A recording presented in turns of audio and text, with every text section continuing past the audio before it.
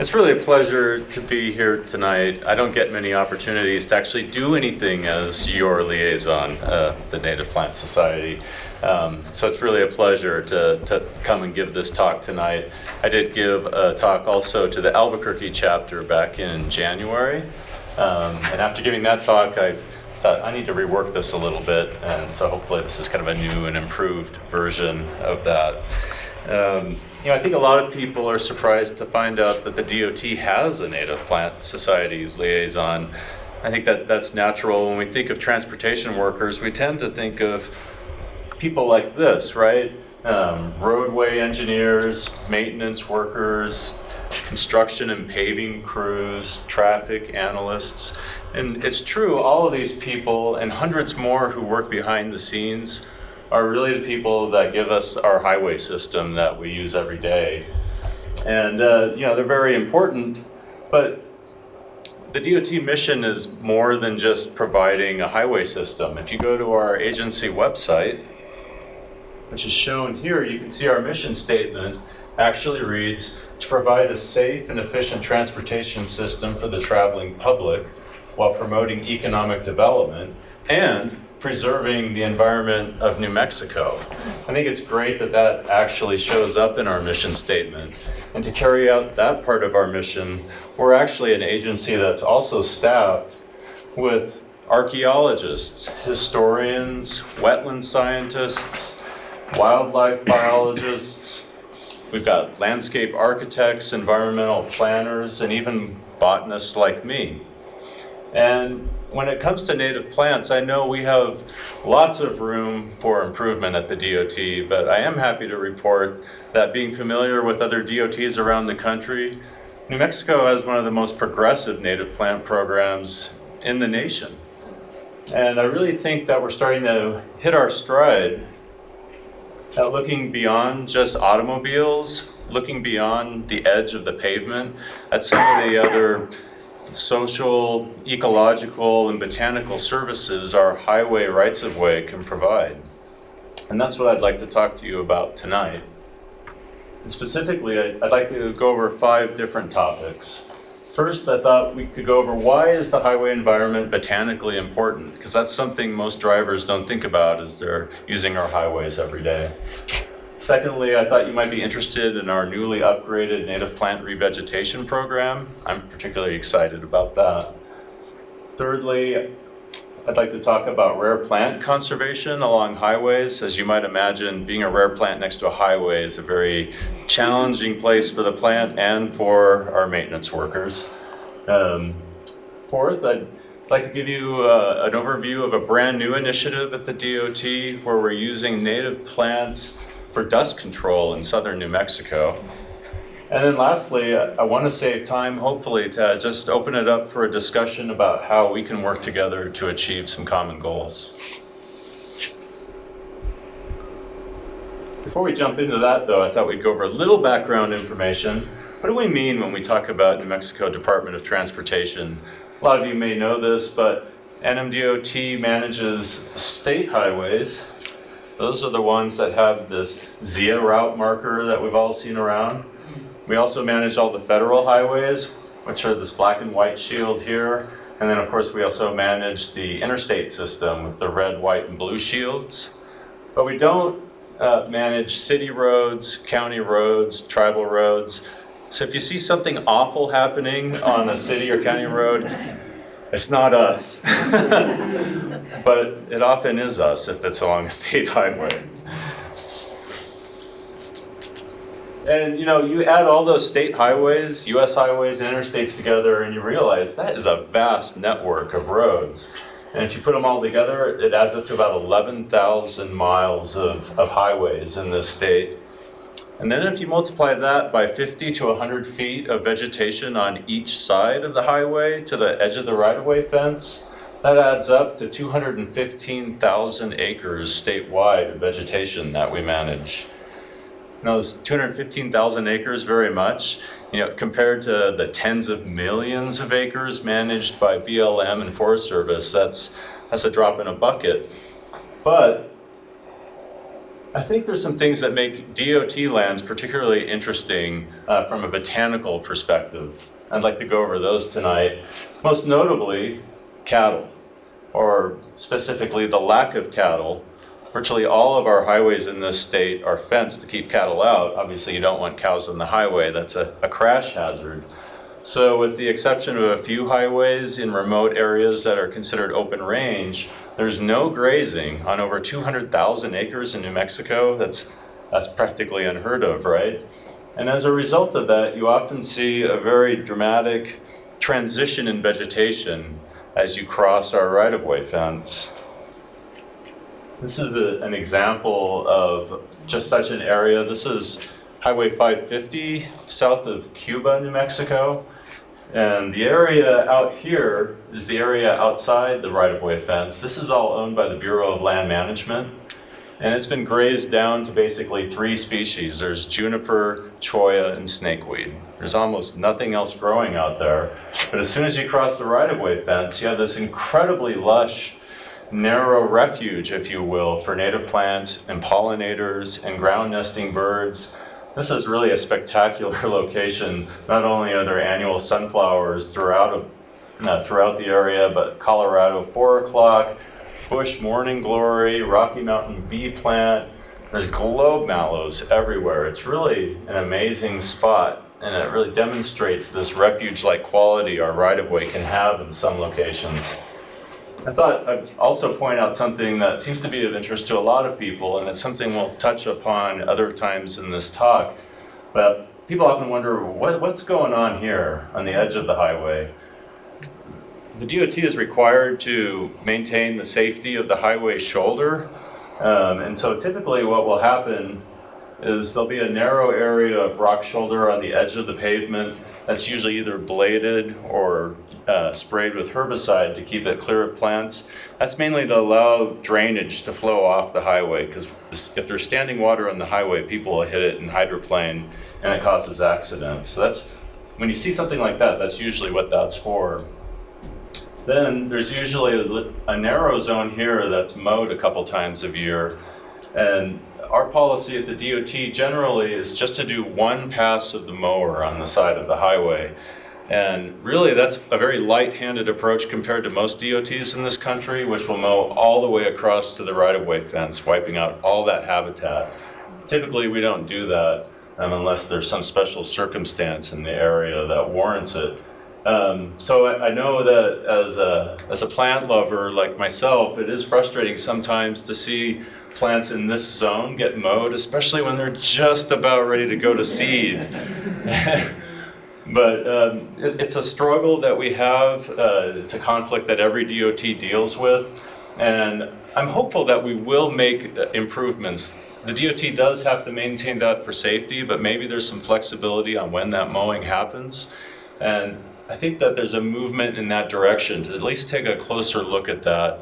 Earlier this year, the Native Plant Society wrote a letter to New Mexico Department of Transportation, to our cabinet secretary, encouraging our agency to adopt what's called integrated vegetation management, which is a way of managing our roadsides that are a little more sensitive or put more thought into the use of herbicides and mowing, and working with the local communities to see if there's other solutions that can favor more native vegetation along the road while still achieving safety goals.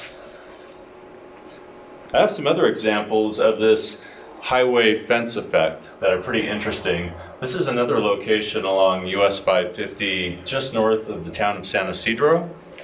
And in this case, the land managed on the other side of the fence is in BLM. This is Pueblo of Jemez land, and it looks in pretty bad shape. It's just bare soil with some prickly pear and snakeweed. But then you see the sharp transition of vegetation on our side of the right-of-way fence. There's a pretty diverse bunch grass community there, and shrubs, of course. The thing that perplexes me is I don't understand why there are no forbs in this area. And so keep that question in mind, because it's something we're going to come back to at the end of the talk when we discuss maybe things we could do to work together. This is another location where you can see a pretty pronounced highway fence effect. I just saw this the other day, so I ran out and took this picture. This is on La Bajada Hill, south of Santa Fe, on Interstate 25. And you can see the fence line right here, and there's this incredible shift from one side to the other in the health and vigor of the vegetation on the highway side of that fence. So this is I-25? This is I-25 here. So what's the what amount of land on each side? Is that... From the edge of the highway to the right-of-way fence? Yeah. It's a couple hundred feet. And that's more than on the state roads? You know, it varies on every highway. It'll Not fluctuate safe. anywhere from just a few feet to several hundred feet. Oh, okay. In this case, it's quite wide Yeah. at this location. We'll take a closer look at that area that I showed on the last photo. You can really see, you can tell how long the necks are of the cows or horses that are on the private land on the left side. And unfortunately, I didn't take this picture at the right time of year. A lot of these little shrubs here are the feather plume, Dahlia formosa, which are just spectacular rainbow colored flowers. And there's a just magnificent population of them on this hillside here, along with other flowers and bunch grasses and loco weeds and things like that. There are a few kind of scruffy looking dahlias on this side, but most of them are dead. I went out last year and they weren't flowering. So. And if you take to the air, you can also see this highway fence effect. Let me know if I get in your way, by the way. This is a location on Highway 180 north of Deming, New Mexico, in southern New Mexico. This area here and down here is a mixture of private land and state land office land that's really been grazed to oblivion. There's almost no living plants out there. And yet, surprisingly enough, we do have this narrow area along the highway that supports, a fairly intact and diverse Chihuahuan scrub plant community. But I don't want to paint too rosy a picture. It's not like every part of the state highway system looks this good, right? We've all seen areas that are less spectacular. This is quite notable in areas where the highway actually causes habitat fragmentation. And you see this a lot in forested habitats. This was actually taken on Highway 285 up by Tres Piedras. Tried to put some local things in here that you all might be familiar with. So that's actually federal 285. Correct, US 285, because you can see the little black and white shield there. The reason the DOT tends to remove trees from the right-of-way is they are crash hazards. If a car runs into a lot of those trees, the occupants will die. They're not able to recover when they run off the road and get back on the road if there's trees there. I'm a big fan of trees, but I do understand this rationale of removing trees from the right-of-way. Also, trees can shade the highway and cause icy conditions that are dangerous for cars. And also, if there's any animal migration areas, which there might be some here, like a deer and elk. As a motorist, it's hard to see them coming if there's trees approaching the side of the road. Whereas if you remove those trees, it gives you a chance to see the wildlife coming and hopefully avoid them. Another place where we often see our right-of-way in poor condition is where we don't have a lot of right-of-way. And this is the case along Highway 2 near Dexter, New Mexico. Anyone been to Dexter? This is south of Roswell. Yeah. And in this case, here's the right-of-way line here. There's a fence line there, and then you can usually tell the right-of-way because that's where the utility poles are located. So we've just got a few feet on each edge of the asphalt at this location.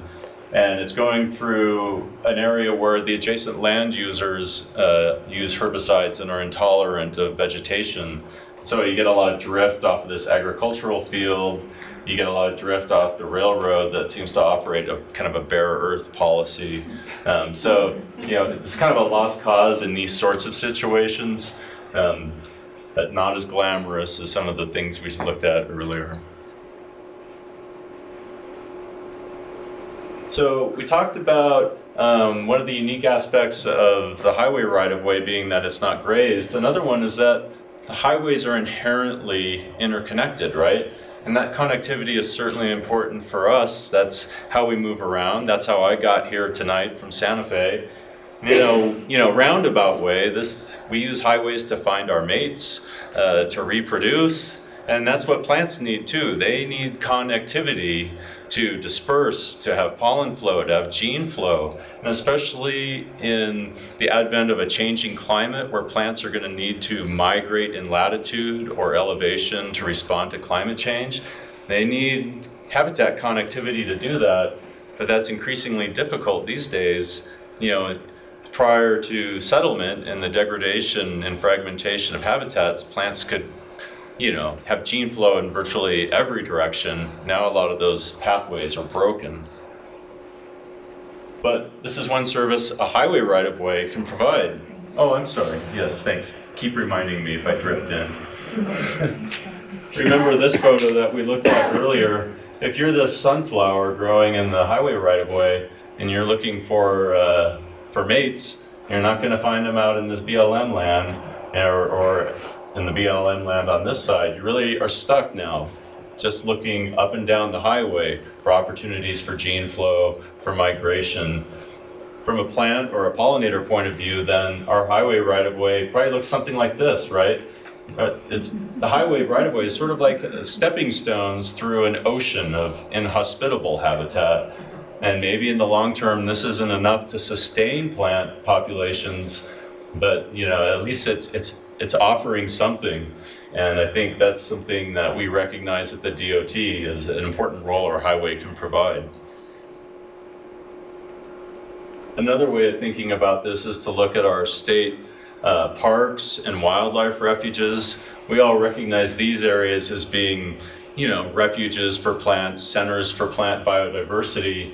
But if you think about it, these areas are like islands in an ocean for the most part. They're surrounded by inhospitable and fragmented habitats, and they don't have a way to leave those areas and connect with other ones. But right now, at least these parks and wildlife refuges are connected with each other via the highway system. And so our highway system could also be a means for gene flow between some of these refuge-like islands. Maybe they could act to sort of bridge the gap between them.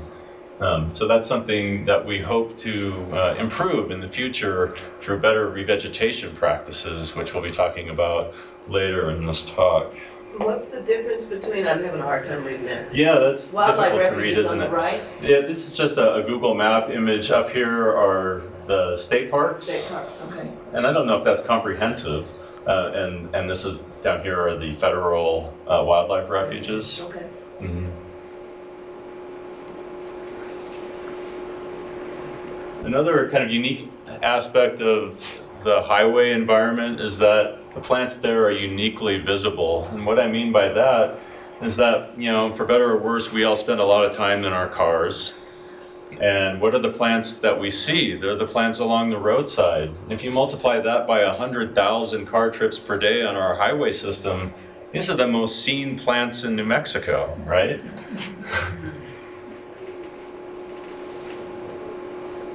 And maybe this is the reason why roadside wildflower books are so popular, nationwide or worldwide.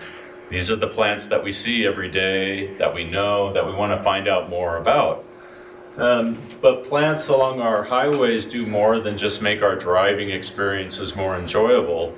There's actually research that's been done that shows that healthy roadside vegetation improves driver behavior. It lowers driver stress levels, it reduces road rage, it reduces the frequency of crashes. So there's actually a very practical application for having healthy vegetated roadsides. But beyond that, I think there's also benefits to New Mexico's tourism economy by having healthy, diverse, well-vegetated roadsides. As you can see here, wildflowers literally make up the name New Mexico. And when tourists come here, do we want them to see scenes like this? This is the exit from I-25 for Bandelier National Monument in Rancho de las Golondrinas. So there's a lot of tourists that are seeing New Mexico eroding before their eyes.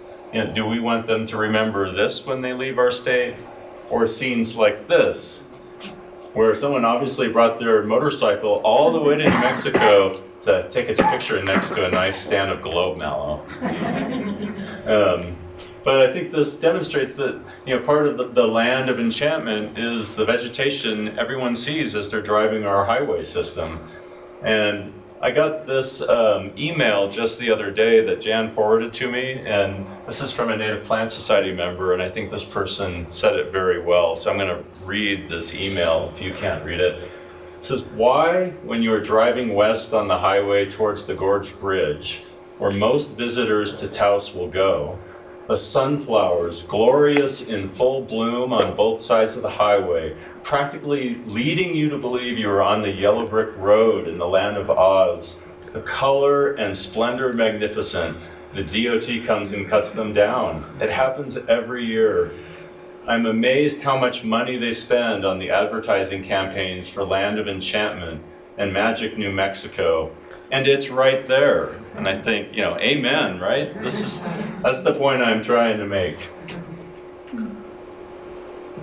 So we've talked about different reasons why native plants are important along the highways. And luckily for us, the Federal Highway Administration agrees with us. And they've published numerous manuals for state DOTs to use, guiding them to plant native plants for the benefit of pollinators. Why do we care if the Federal Highway Administration cares about native plants? Because FHWA pays for almost all our highway construction projects in this state. And when they pay for those projects, they'll also pay for native plants to be planted back out on those construction areas. And pay, they do. How much do we revegetate statewide? On average, 600 acres per year, but at a cost of $5,000 to $10,000 per acre. We spend almost $4.5 million a year just revegetating our highway projects with native species. So with that in mind, I thought I'd give you an update on our upgraded native plant revegetation program at the DOT.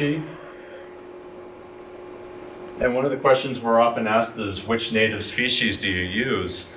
I wish it were as simple as using this FHWA manual, Roadside Use of Native Plants. Because in those pages for New Mexico, you can find 290 native cacti, ferns, forbs, grasses, shrubs listed for use in New Mexico. But are those available? No. We actually have very few native seeds available on a commercial scale here in New Mexico. The DOT has 4 companies that are registered as vendors on our approved products list. And these include Arkansas Valley Seed from Colorado, Granite Seed, also from Colorado, Bamert Seed from Texas, and the sole New Mexico company, Curtis & Curtis, which is located in Clovis, New Mexico. And even though they do a great job providing us with native seeds, it's still only 4 companies. Many of the species that they list on their websites are out of stock. Many have been either used for fire restoration if it's been a busy fire season, or maybe there were crop failures.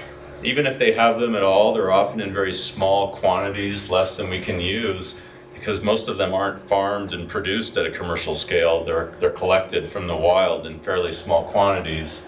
And then even when we can get those species, they tend to be from foreign, out-of-state locations, so we have non-local genetics for those seeds that we're putting out on the highway. But given those constraints, we did the best we could to upgrade our seed mixes in 2017. A long time ago, there just used to be an all-purpose highway mix, which contained non-native seed species, and that's long gone now. We've removed all the non-native species from our seed mixes. We've added more forbs with the hopes of benefiting pollinators. And instead of just having 1 mix for the state, we now have 6 mixes that are defined by which ecoregion the project is located in. So for example, if we have a construction project in Gallup, the revegetation contractor will go to our website and they'll click on their project location, and it'll bring up the seed list for the Colorado Plateau, which looks like this. I don't know if you can read all these species. There's 22 natives on here. It's a mixture of cool season grasses, warm season grasses, wildflowers, and shrubs. And these are the species we were able to get from those seed suppliers for that ecoregion. I will point out that there are two non-native, technically, species on this list still. These are the annual quick-cover grasses, oats and sterile triticale. These are either sterile or they quickly die out. And what we do with these is we put them down on the ground to help arrest soil erosion and create good kind of nurse crop conditions for the native species that'll be coming up at a slower rate. But these germinate very quickly and help stabilize the soil, then they die out, so they're non-persistent. Now, if seeds were the only part of the revegetation equation, I think we'd be in pretty good shape. But soils are also a big factor because we have some of the worst soils imaginable on highway construction projects. Doesn't look like that. It doesn't look like that. I don't even know if you should call them soils. It starts out innocently enough. Usually Governor Martinez comes out with some local officials and some golden shovels and they turn the soil around, and that's nice, but once they're gone, the big toys come out and start moving earth. And when they're done, we see scenes like this. This is the Cerrillos Road interchange project in Santa Fe that was recently completed. And from a distance, it looks very pretty. The graders have all the slopes all nicely dressed and smooth, and everything looks great.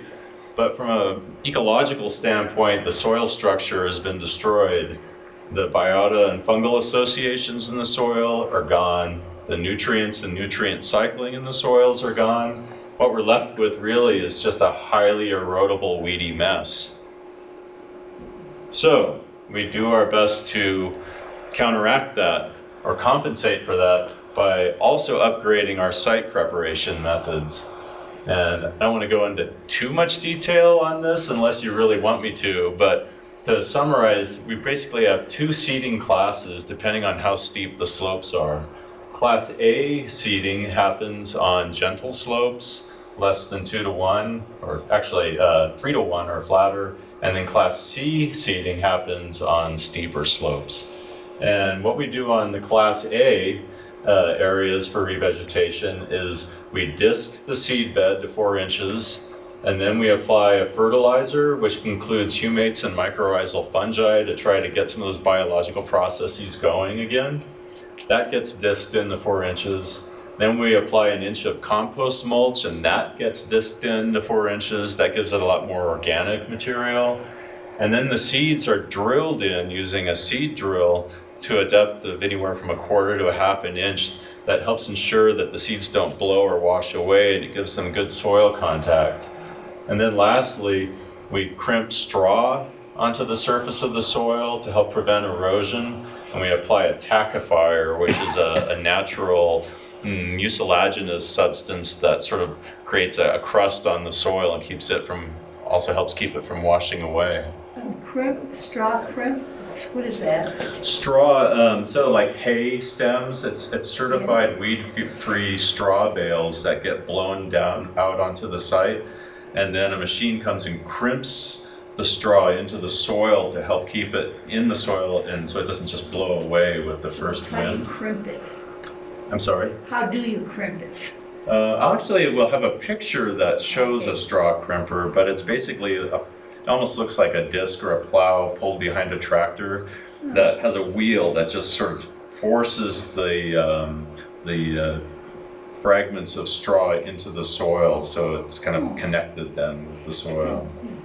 And then the tackifier also helps keep that straw in place.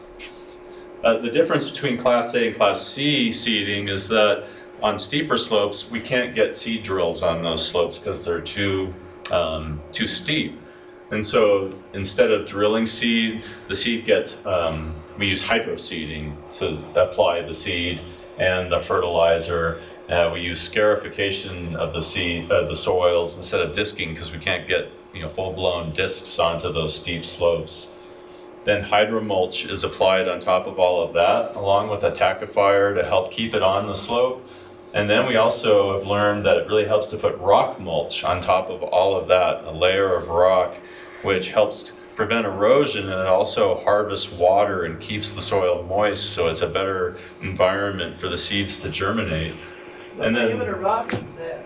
I'm sorry? What diameter rock? Yeah, I think it's about 3/4 of an inch. 3/4, so that's a good size. Yeah, maybe 1/2 inch to 3/4 of an inch. And then on those steep slopes, we also double the seeding rate. So instead of, say, putting 12 pounds per acre, we put 24 pounds per acre of seed on those steep slopes, again, just to try to get them vegetated.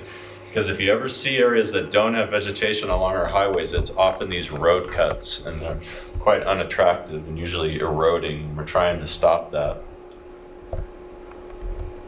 So here's an example of some of these revegetation practices in progress. This is along Highway 12 down near Reserve in the Gila. And what are we looking at here? Is this Class A or Class C? A, right. It's pretty flat ground. And what we have here, this is the straw blowing machine. So it's blowing the straw out onto the ground. This little bobcat is delivering the straw to the blowing machine. This is the crimper that we were talking about. And it drives back and forth across there and crimps the straw down. I don't know if you can see it, but there's the implement being pulled behind it back there. But before all of that happened, the seeds were drilled into the ground, the compost and the fertilizer was tilled into the soil. So a lot of things have happened here. What I need is an after picture for you to look at for this one. I'll keep that in mind. I do have some other pictures though. Okay, so we talked about how we upgraded our seed mixes and we've upgraded our site preparation methods, but all of that is for naught if we don't have upgraded quality control too. Because I think for many years, revegetation was being performed improperly with inferior products and it wasn't getting caught and the results weren't great. So that's going to come to a stop now as well. Now we train over 200 of our construction inspectors annually on revegetation. They learn how to read seed bag labels and lab testing to make sure our seed mixes are up to snuff. They learn how to test for compost quality. They know how to test for weed-free and mold-free straw mulch before it goes out onto the site. And then before any seeding happens, they have what's called a pre-seeding conference, where the contractors are required to do a demonstration plot right there in front of our inspectors to make sure all the equipment is clean, that it's functioning, that it's properly calibrated, and that everything's working fine. And then after it's all done, the inspectors go through and take test plots to make sure that everything was properly applied. So we've obviously invested a lot into revegetation. This is why it costs $5,000 to $10,000 an acre, which isn't cheap. So does it work after we've spent all that money?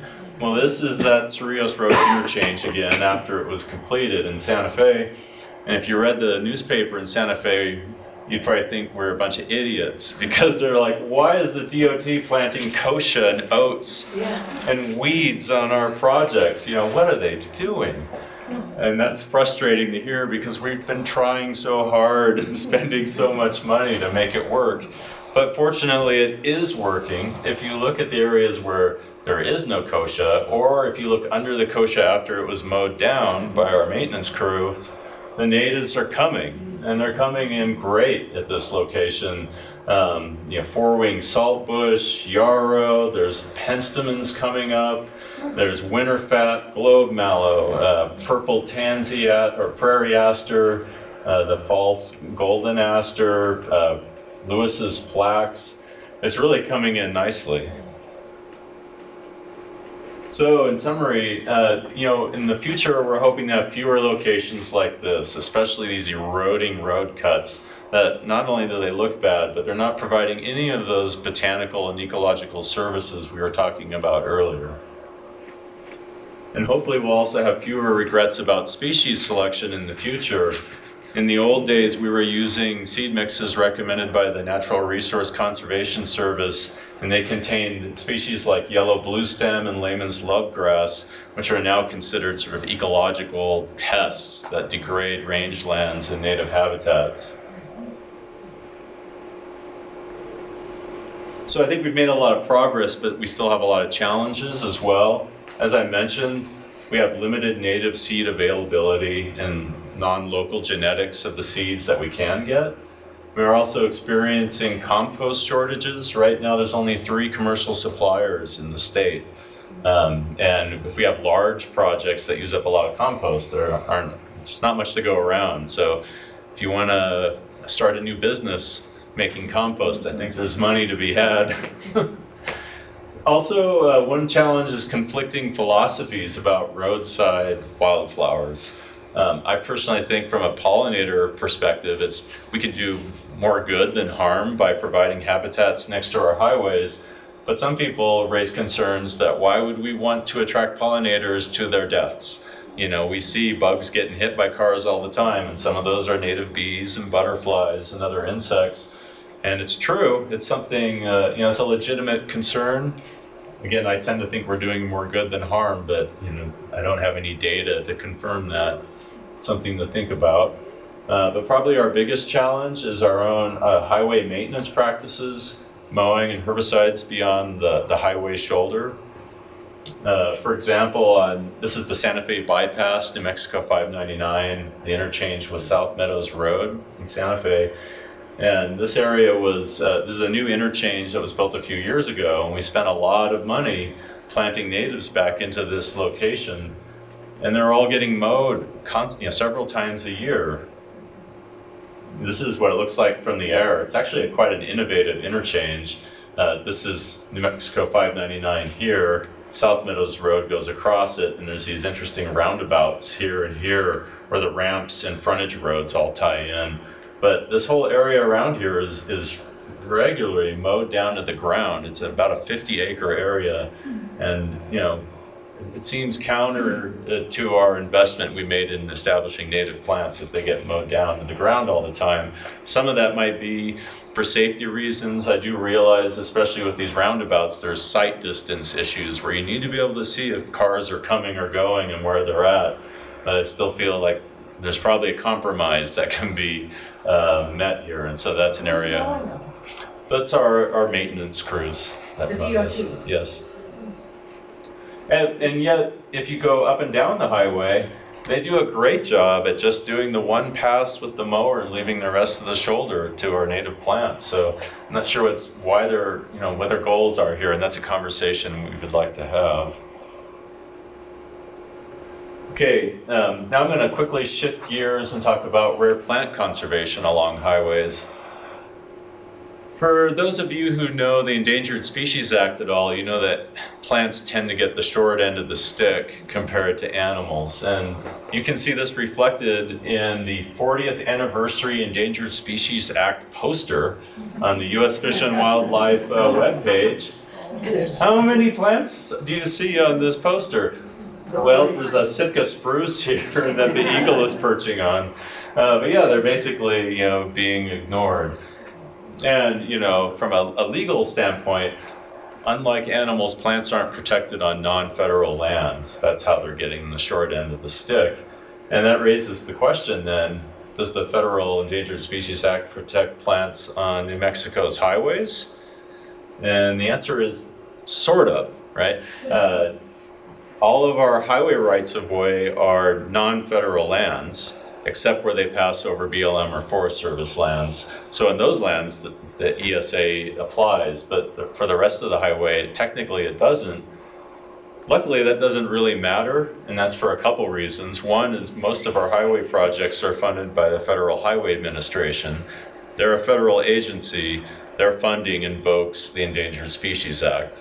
So in that sense, the Endangered Species Act then comes into play for most of our projects. But even if it didn't, we basically treat all of our plants along the highways as if they were, the listed plants, as if they were protected under the Endangered Species Act, regardless of federal involvement. And actually, we go far beyond what the Endangered Species Act requires. The first thing we do when we have a project along a highway is we perform pre-project botany inventories.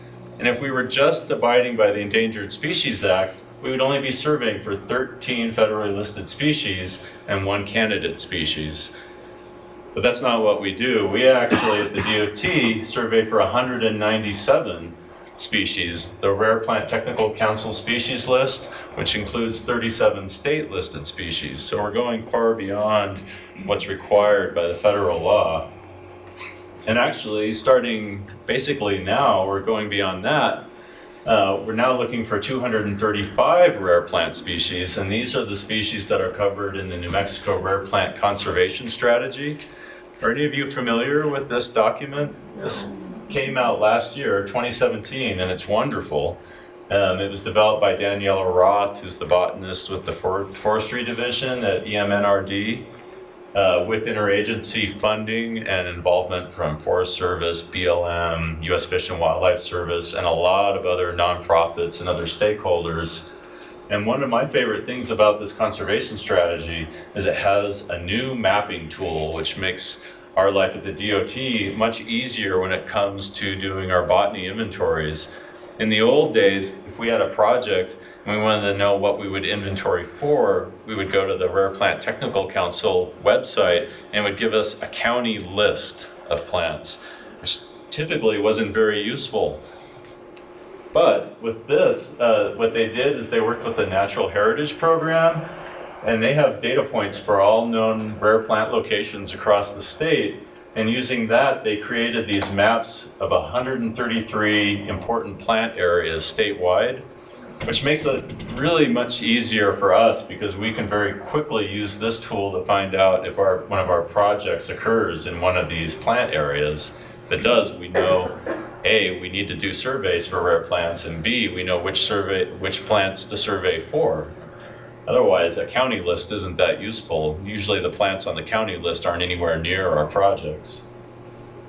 You can access this yourselves. You just Google the New Mexico Rare Plant Conservation Strategy and it's available online.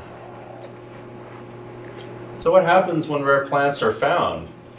Well, avoidance is always our first choice. If we can avoid the plants as part of our project, then we get the thumbs up.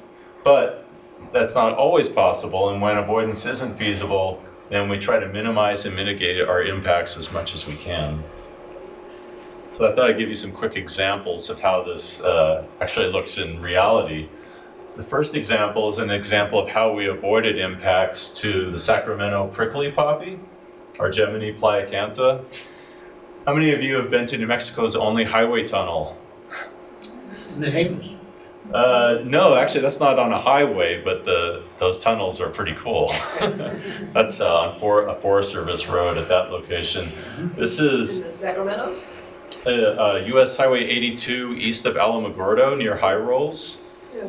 And if you've ever driven through here, you've also perhaps unknowingly driven right past the Sacramento prickly poppy, which has the irritating habit of growing in the gravel right along the highway. And one of those plants that likes disturbance. And what happened here is we had a federally funded project to do some rock scaling work. You see these vertical limestone cliffs. Rocks are always tumbling off of those cliffs onto the highway, and it's quite dangerous for motorists. And so we developed a project to go and basically use heavy equipment to bring down a lot of the loose rocks so they won't fall down later. But how do you do that without impacting the poppy that's growing right in the way? So apparently, this was before my time, but they devised a plan to build steel cages, and the contractor would place the cages over the plants when they were working near them, which usually just took a few hours. And once they were out of harm's way, they would take those cages off and move them down the road to the next plants, and that way the plants weren't harmed as part of that project. Another example of avoidance involved the dune prickly pear, Opuntia arenaria, which is a state threatened plant. So this wasn't a plant that was protected by the Endangered Species Act, but we still voluntarily protect it as part of our policy. In this case, we had a utility company that wanted to trench in a utility line along the highway. And even though we're legally required to accommodate utility companies to put their utilities in our right-of-way, that doesn't mean we have to let them do whatever they want. And we require them to basically go through the same steps we would of doing a botany inventory. And their biologists located a population of this dune prickly pear. And so to avoid impacts to this species, we asked the utility company, instead of trenching their line in this area, they use what's called a directional boring machine, which they often use in instances of like boring utility lines under arroyos or under driveways or other locations. It also works really well to bore under rare plant populations. So from the prickly pear standpoint, it never knew this project happened. Another example of avoidance involved the Mesa Verde cactus, Sclerocactus mesa verde, which is a federally threatened species. And this came up on the Highway 491 Gallup to Shiprock widening project, which widened Highway 491 from 2 lanes to 4 lanes because of all the heavy truck traffic with oil and gas development in that area. And during that project, our biologists found a population of Mesa Verde cactus growing in the alignment where the widening was going to take place. And I have to tip my hat to the biologists that found this plant because, when it's flowering, it's easy enough to see, but, it's rarely flowering. And, some years it doesn't flower at all. And when it's not flowering, that's what it looks like. Like, really? You guys, covered hundreds of miles in these surveys and you found that? But yeah, they did a good job. They found this population of several dozen individuals. And in this case, we were able to avoid the plants by changing the design of the highway project. Instead of having all the widening on this side where the plants are, we're able to shift the widening so that some of it occurred on the other side of the highway. That involves some extra rock excavation over on the other side, but we were able to sort of wiggle the highway over and avoid these plants. And then we had the area fenced temporarily during construction just to make sure that construction equipment doesn't park on them. Unfortunately, we can't always avoid plants, and an example of this was Kunzler's hedgehog cactus down on US 54 north of Carrizozo. This is actually kind of an interesting situation where the Kunzler's hedgehog cactus is federally listed as endangered, but in all likelihood, the plants we found were hybrids. Cacti hybridize all the time, and it really wasn't certain if these were pure Fendler or Kunzler's hedgehog or not. But we just, to be conservative and err on the side of caution, treated them as if they were. But we couldn't avoid all of them because if you shift the highway one direction, you're going to hit other cacti. And so they picked an alignment that had the least impact as possible, but we still impacted some. And so what we did, we avoided 42 of them, and they were fenced so they wouldn't get damaged during construction. But for those we couldn't avoid, we purchased a 7.5 acre cactus preserve, which is outlined here. I realize that doesn't mean much to you, but that's sort of what it looks like from the air. And then we transplanted the cacti that couldn't be avoided. There were 52 of those. They were very carefully transplanted, and you might be wondering how they're doing.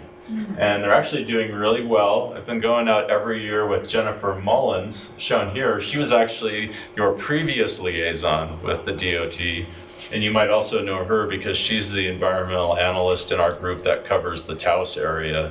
So if you ever go to any public meetings for DOT projects, you'll likely see Jennifer. But we've been going out for 4 years, and transplant survival is about 80%.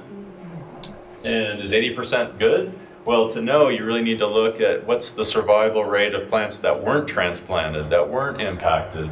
And it turns out they're at about 80% too. So I think the transplants are doing really well. They flower as much as the plants that were avoided. Their size is about the same. Both the transplants and the intact plants that were avoided, their main cause of mortality is herbivory by rabbits and beetles. We also suspect a few plants may have been dug up by somebody as well. Cactus poachers. No problem. So, again, in this case, I think we do a pretty good job with rare plants. Now and then something bad happens, and that's usually due to, again, highway maintenance practices. If they do mowing or herbicide applications or grading outside the highway shoulder without getting a botanical inventory first, then something bad could happen. I know there was an incident some years ago involving the Pecos sunflower. One way that, so this is a challenge for DOTs across the country. When I worked for the DOT in Oregon, we had this come up frequently. And our solution there that worked pretty well was to come up with these special management area signs, which would alert the maintenance workers that there's rare plants in the area, and then there's a matrix on here that sort of directs them what to do. I think this could work here in New Mexico, although I'm reluctant to recommend it because so many of our rare plants are cacti that are sought after by collectors. And if they learn what these signs mean, then we're just showing them where they're at. So I really think a better solution is to have improved communication with our maintenance patrols about where rare plants are known to occur, and then to call us if they're going to disturb ground in new places so we can do inventories and avoid damage. Oh wait, a new topic. This is a brand new initiative that we're undertaking at the DOT, and that's using native plants for dust control. And when I talk about dust control, I'm not talking about like the large-scale haboobs that happen in southern New Mexico, which are these large atmospheric weather events that pick up fine particles, bring them way up in the atmosphere, and it reduces visibility. I'm talking about very localized storms, usually related to land uses next to the highways, that can pick up much heavier particles of soil and sand, and it completely shuts out visibility on the highways and interstates. And it's a real problem. Not only is it very expensive when you have to close down Interstate 10 west of Lordsburg, that results in a 110-mile detour for trucks. And that adds up to millions of dollars in lost economic productivity if we have to close the interstate. But worse than that is that a lot of people die because of these. In the last 30 years, there's been over 40 fatalities. And just last year, there were 11 caused by these dust storms. What's the black dotted line on that? Okay. That is the detour route. So right down here is Interstate 10, Yeah. and this shows the 110-mile detour you have to take to get around. And this whole area in here are the playas down by Lordsburg. So traditionally, the DOT has dealt with this dust threat by putting up signs. I mean, and unfortunately that's not really working, and we have a lot of pressure to find a more effective solution. People have suggested putting the interstate in a tunnel. Yes. Or rerouting Interstate 10 around that 110 miles. Or covering the dusty areas with gravel or chemical stabilizers, pumping the playas full of water, setting up automated sprinkler systems. All of these not only would cost hundreds of millions of dollars, but they would have pretty severe environmental impacts as well. So before we try any of those solutions, we're just looking to see if we can get the help of native plants, do a little bit of habitat restoration, and see if we can arrest the dust that way. So we've started 2 pilot projects. One north of Deming on Highway 180. This is Deming here, and this is our pilot project area. And the other one in the playas west of Lordsburg near the community of Steins. So I'll talk a little bit about each of those. This is what the habitat looks like on US 180 north of Deming. It's a mixture of private land and state land office land, and it's been just hammered. There's a lot of cows out here. There's a feeding station and a watering station, so they just hang out here, and the soils are really compacted and friable, and the wind picks them up and blows them across the highway. So what we're doing here is some habitat restoration.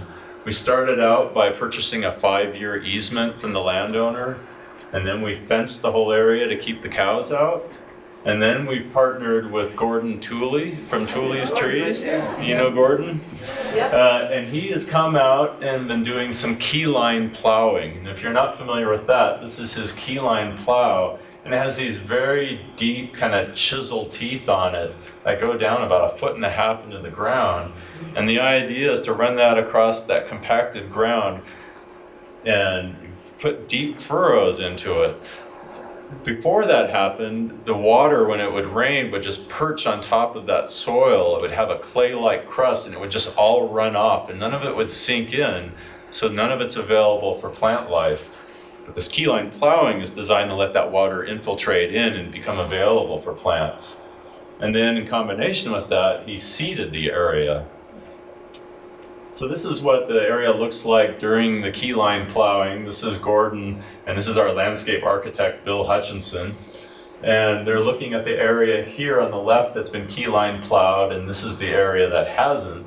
And Gordon does this neat thing with, he has like a 2-foot long steel rod, and he's putting it along this area, and it just bounces off. And as soon as you get into this area, it just disappears down into the ground, into these key lines. How close together are those furrows? You know, I think they're probably about a foot apart. Okay. I'm guessing. Gordon would probably say, no, I'd it's say not a foot apart. It doesn't really disturb the topsoil. Well, It just makes these deep trenches, like you get the disturbance just from the yeah, tires. there's a little bit of the surface tread. disturbance. Yeah, but it's just like a knife blade that cuts Yeah. a slice through it. Yeah. This is what the seed drill looks like if you've never seen a seed drill. The seeds all go up in this hopper, and then they're fed down through these tubes, and they're fed into the ground where that makes a little slit here. So I've been helping doing the pre and post-treatment vegetation monitoring out here. I gotta tell you, you spend a few days out here in the summer, you feel like a piece of jerky. But we wanted to find out how effective this is. And it turns out it's extremely successful. In the first year alone, average vegetation cover went from 9% to 46%. And this is a photo point. This is from 2016, and this is the same area in 2017. And you can see the dramatic increase in cover. It's not a complete success story because although, so this is Tobosa grass. You might be familiar with sort of the southern version of Galleta grass. Chlorathis mutica. It was rain those year in 2016. Well, yeah, we actually had some rain this year too. yeah. But the reason I wouldn't say it's a complete success is that a lot of the plants you see here, the Tobosa did rebound, but we didn't really see a lot of the seeds the native seeds that we drilled into the site. This is mostly kochia and tumble mustard and what is it called? The goat's head. Just annual weeds, basically. On the bright side, there is no dust problem out here anymore. I mean, with this kind of plant cover, there's no place for dust. And so it's very effective, but we are wondering why the natives didn't come up. And I'm actually going to get to that in just a minute because we have a research project that we're starting. Oops. The other pilot project we're doing is along Interstate 10 in the Lordsburg Playa, which is really the most problematic dust area. What's going on here, during the wet season, that whole playa fills up with water. I don't know if it did this year, if it rained enough, but it basically turns into a big shallow lake. And if you leave this area alone, as the water recedes, a lot of it forms this very hard, intact crust. And in a lot of areas, it also supports a lot of grass growth, mostly alkali sacchaton. So if you just leave it alone, I think the dust problem isn't that bad. But if you break this crust, things change. And in recognition of that, the BLM, which owns most of the land out there, they did an emergency closure of this area to get the non-motorized vehicles off of it. I guess people were taking these land sail crafts and other recreational vehicles out there that would break up that crust, and then you'd get dust kicking up that would blow across the highway. But curiously, they didn't seem to think that cows were a problem. There's water tanks out there, the area is grazed, and you can see even from satellite imagery, there's these radiating cattle trails going off in every direction from the water tanks, where cows move in and out to get water. Then they go out in the playa and they eat every piece of vegetation that's out there.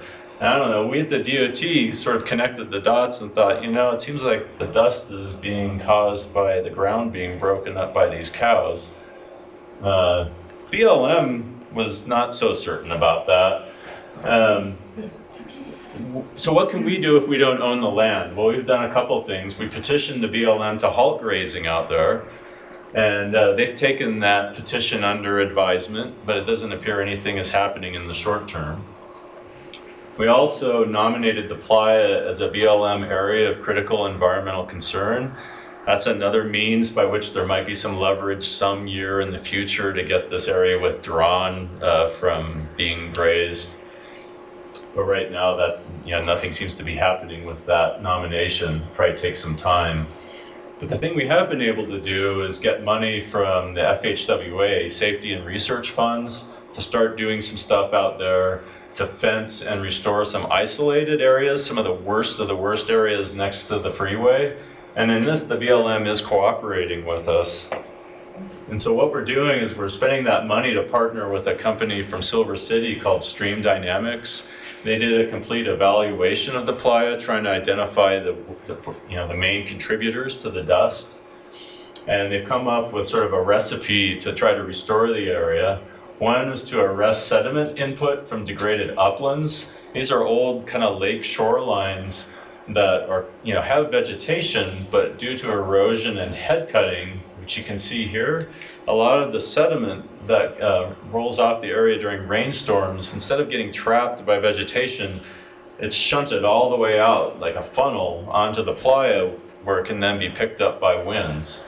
And so their idea is to use various flow spreading structures and zuni bowls and one rock dams and things like that to try to arrest that from happening, spread that water back out as sheet flow over this area so that it doesn't carry the sediment all the way out onto that playa.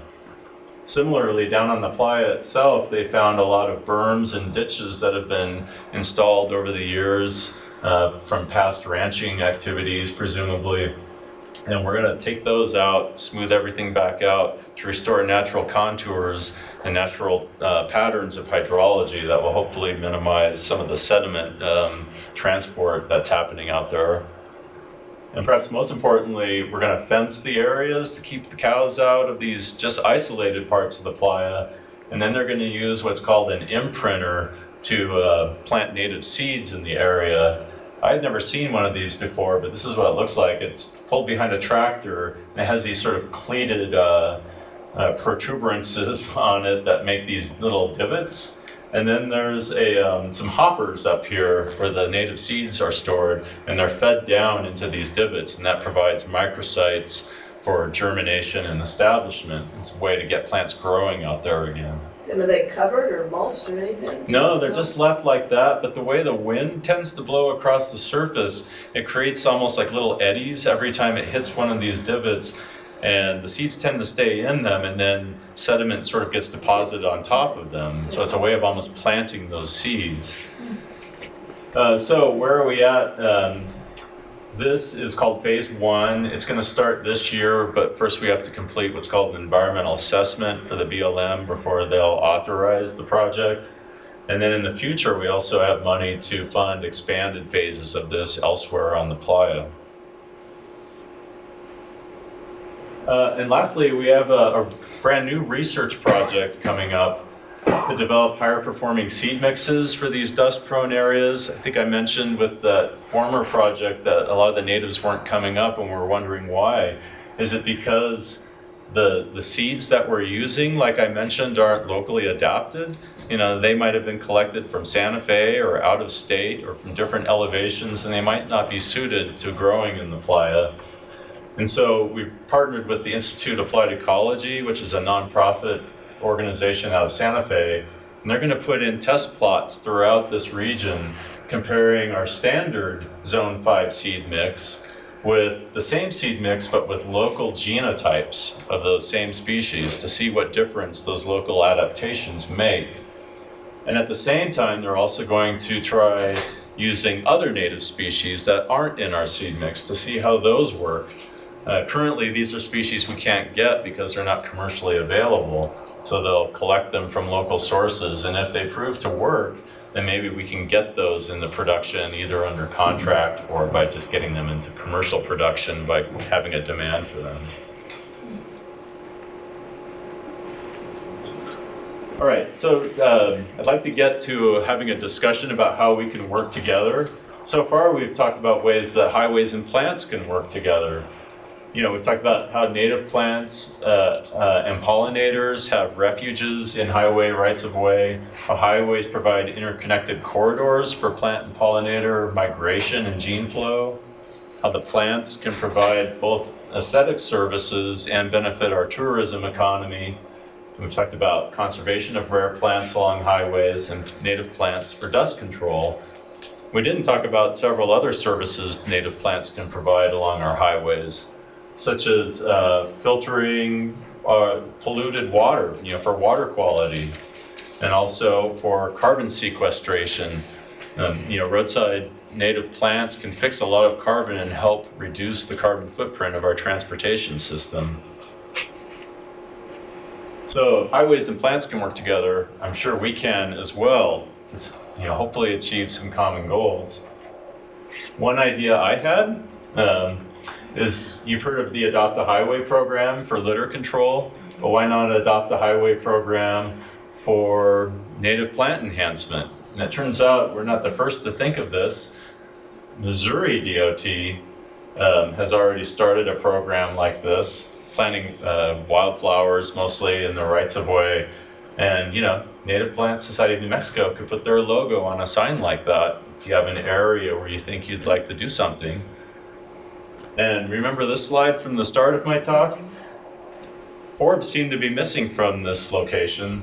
So something like this might be a place where you could have an Adopt a Highway program to introduce forbs and wildflowers into an area like this. Otherwise, it'll have to wait until we eventually have a highway project there, at which time we can revegetate it with our new seed mixes. Similarly, we could have an Adopt a Highway program for milkweed and nectar way stations. I'm just brainstorming here, but we all know that monarchs migrate through our state and they don't have a lot of nectar and milkweed resources available to them. So perhaps we could have little way stations of milkweeds along the highway if that was something that the Native Plant Society wanted to undertake. Although there are some pros and cons, just as people were wondering whether pollinators should be attracted to our highways, should we be attracting butterflies to them? I'm not sure. Is it more harm than good or more good than harm? Well, that could be studied somehow. It could be, or Somebody you could. could set up a test plot and That's right. count lives, I Or guess. you could pick areas that maybe aren't so close to the highway, such as rest areas or visitors centers. You could have monarch way stations there, or you could have educational native plant gardens in these locations. Currently one of the main attractions at our rest areas are the rattlesnakes, apparently. I think it'd be more interesting to have a native plant garden. It sounds like you all actually do some of that around here, have some educational gardens. So that's something to consider. Also, he talked about salvaging native plants from people's gardens. We could do that before highway construction projects take place. If there's areas where a construction project is coming, or areas where there's a lot of native plants that you'd want to save, we could work together. And this has been done in the past. Apparently, down by Carlsbad Caverns on US 62, the Cactus and Succulent Society of New Mexico once did a project with New Mexico DOT to come in prior to a construction project and harvest the cacti out of that area before they were destroyed. Also, there was apparently a project on US 380 near the town of Lincoln where they did the same thing. So that's a way we could cooperate potentially in the future. This is a suggestion I got from the Albuquerque chapter when I did a talk down there. I don't know how many of you are familiar with the eBird website. It's pretty neat. It's a place where you can log in any observations of birds that you might make. So for example, I can type in pinion jay in the search bar, and I could go into the Taos area, and it'll show you all the locations where people have recorded sightings of pinion jay. And if you click on them, you can even see that Susan Mahler and Bob D'Antonio, maybe you know. She's my neighbor. That's you? No, she's my neighbor. Oh, she's your neighbor. She saw those at Fred Baca Park.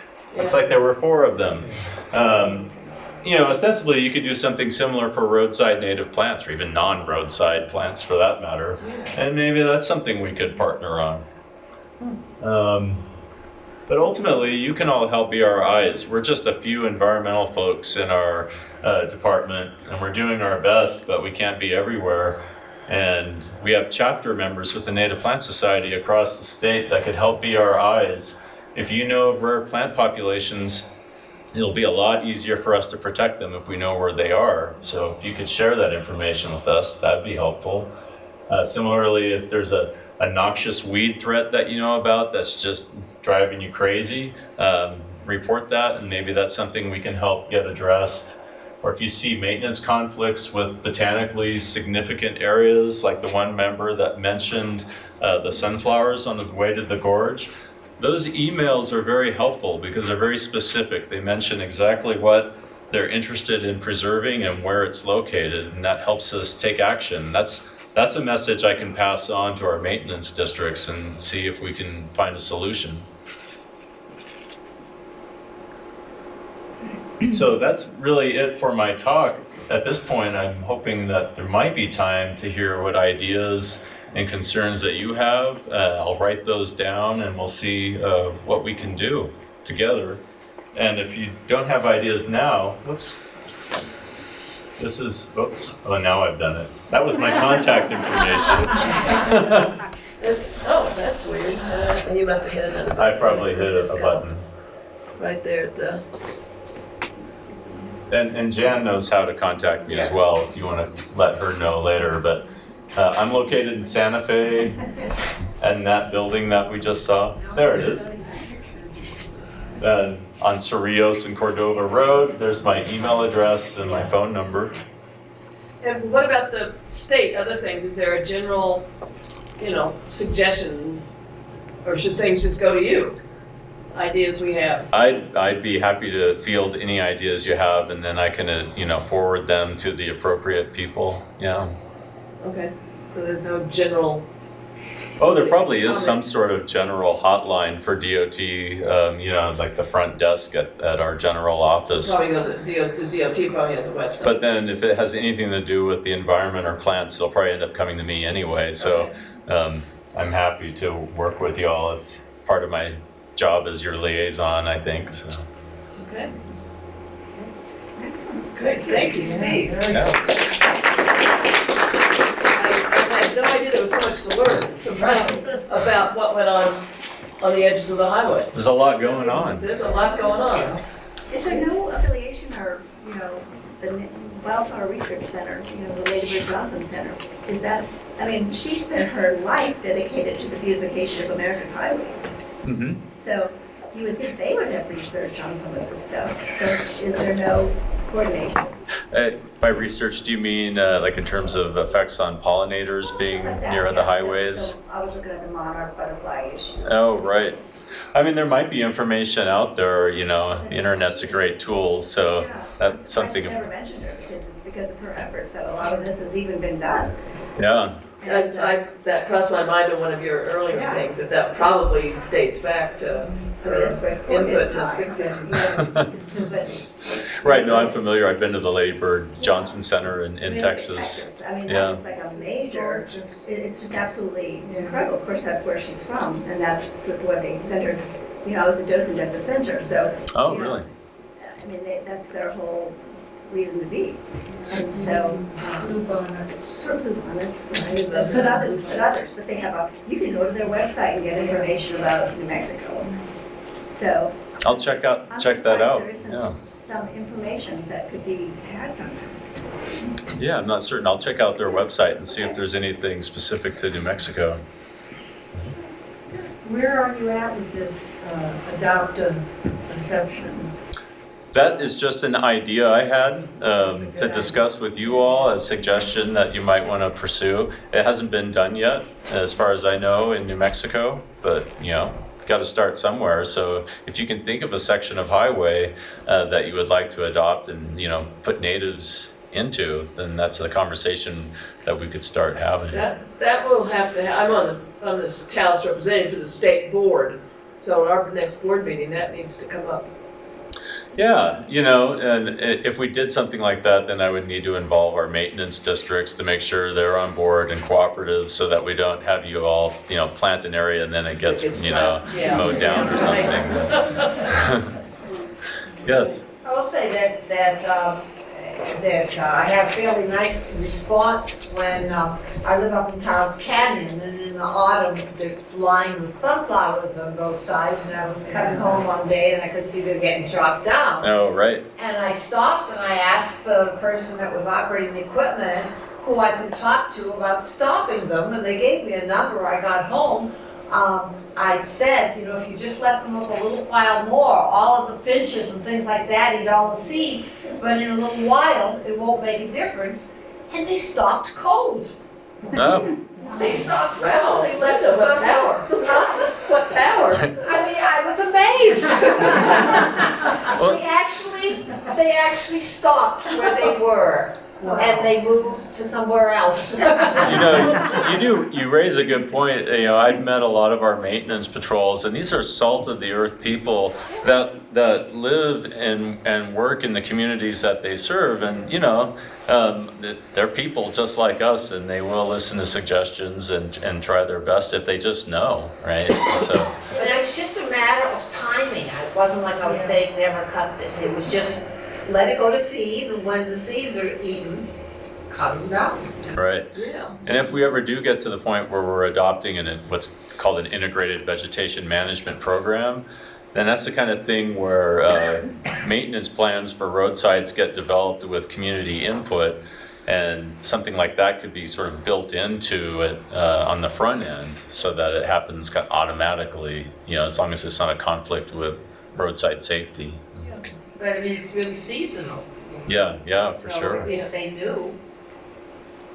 Yeah. Good for you. On the issue of local genotypes and not having sources for seeds in general, is there anything that we can do as a Native Plant Society to collect seed? I mean, we collect seed anyway for our own projects. Is there something we can do to do it on a larger level? I know there's issues of cleaning and storing and all that stuff, but is that a possibility? I think that it is a possibility. We're trying now with our new seed list, we have a little asterisk that says we prefer local genotypes whenever possible. And that's sort of where we're starting. We're in the hopes of creating a demand for local seeds so that it's worthwhile to the seed producers to collect and or grow those species and provide them. And if they had help identifying local sources, that might be something that's of interest to them.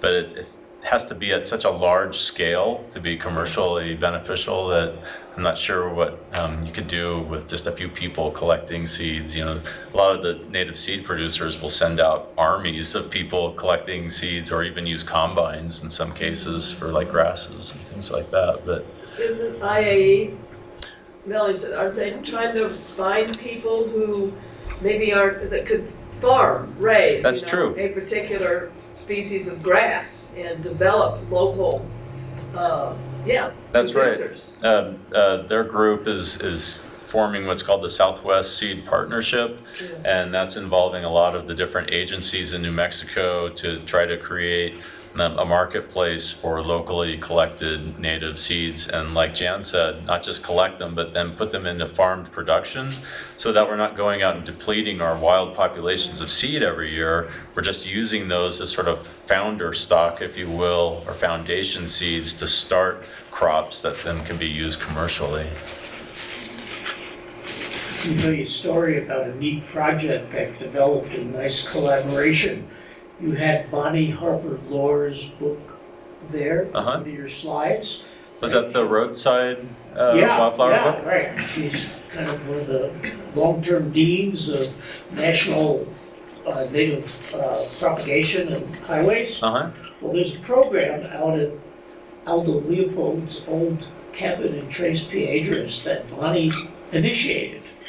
She was a writer in residence there one summer, this program where we support environmental writers spending time there. So about 6 years ago, she spent a month working on a new book, and she said, you all need a native plant garden here. She got it approved by the Forest Service, who owns the property, and the Forest Service restoration technician, who's since moved elsewhere, had led some hikes for us, our chapter. So she calls me and says, I need help, Richard. So I went to a few of these other folks, like Jan and all, And 3 years ago, we planted a small native restoration garden in front of this National Historic Site. I must say we've done much better with Apache plumes, very hardy in that dry, windy climate out there. But we're working on gradually getting some of the forbs and some of the perennials. You had an outfit in Santa Fe, Environmental Alternatives, that helping you with seeds. Oh, Institute for Applied Ecological Ecology. alternatives. Well, they were giving out seed balls at Oh, yes. the annual meeting that Oh, we yeah. had. So anyway, on National Public Lands Day, we had a bunch of kids out there planting the native seed balls Oh, that's they great. made, that they donated. So I was out there today watering, and really waiting to see what comes up. It'll be exciting to see if So those it's work, kind of a nice story of groups getting together and, yeah, for sure. works. And I'm interested It's in, fun. if you have other ideas, you know, I was just throwing out some suggestions, but I'm sure you all can put your minds together and come up with some things that we could do together as well. Well, part of my reason for bringing it up is there's a fairly large space right in front of the cabin, and then there's a wall in the garden. And I'd sure like to plant that, 60 by 50-foot area there that's now, mustard grass and gophers. Oh, yeah. But the Fire Service doesn't have the resources Right. at this point to do it. So, you may hear from me to see about an agency collaboration project. Is that close to the highway at that Yeah, location? yeah, you go TP just past the blinker light, Uh-huh. and north on 285 about half a mile, and it's just to the left about 400 yards sitting up there in front of the Oh, I rocks. see. Leopold built it in 1911, His 12. last home. I remember there, wasn't there a field trip out there as part of the We did a annual field trip, meeting? yeah, Yeah. and myself and the Oh, ranger yeah. at the time, for our state meeting last year. Yeah. So it's still an active restoration site. Well, we'll have to talk. I'm sure